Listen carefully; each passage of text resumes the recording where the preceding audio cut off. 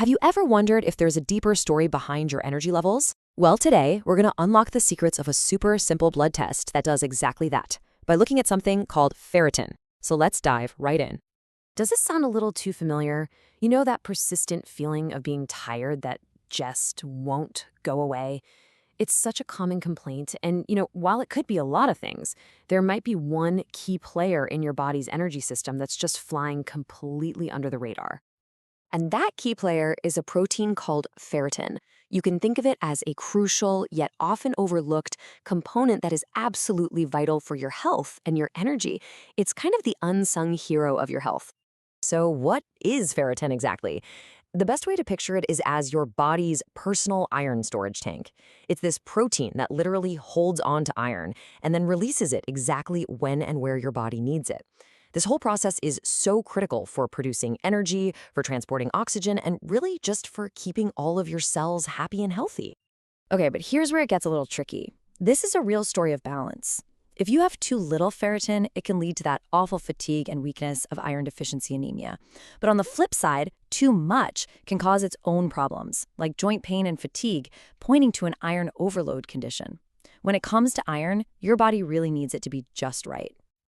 Now, I know that might sound a little intimidating, but finding out where your levels are is actually incredibly simple. So let's demystify the blood test itself. I promise you it's very, very straightforward. And let's start with some really great news. Unlike so many other blood tests out there, you generally don't need to fast for a ferritin test, and that just makes scheduling and preparing for it so much easier. But to get the most accurate results possible, there are a few simple things you can do. Stay well hydrated, maybe skip a really heavy meal right before you go. It's also a great idea to let your provider know about any medications or supplements you're taking, and maybe just hold off on that really intense workout until after the test is done. Simple stuff. The test itself, it's over in just a few minutes. It's literally 3 quick steps. They clean the skin with a little wipe, then there's a quick blood draw that really just feels like a small pinch, and finally, a bandage on the way out. That's it. All right, so you've done the test, a few days go by, and you get the results. Now we get to the most important part. What do these numbers actually mean? Let's decode them together. For men, the target zone for optimal iron storage is actually pretty wide. It typically falls somewhere between 20 and 500 micrograms per liter.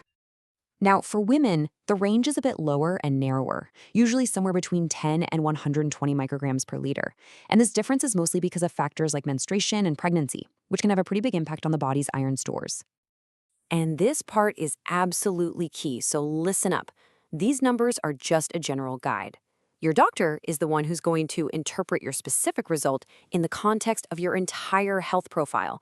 That conversation with them is essential. So whether your levels are a little bit off or you just want to keep everything in a good, healthy range, what can you actually do about it?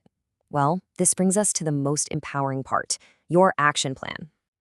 So the foundation for healthy iron levels really starts with your diet.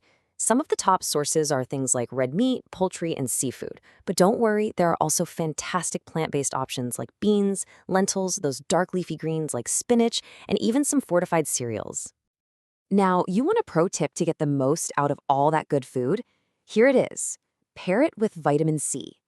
This will significantly boost how much iron your body absorbs, especially from those plant sources. So think about squeezing some lemon over a spinach salad or having some bell peppers with your lentil soup. It makes a huge difference. But what if diet just isn't cutting it? Well, for some people, especially those with really significant deficiencies, supplements can be a total game changer.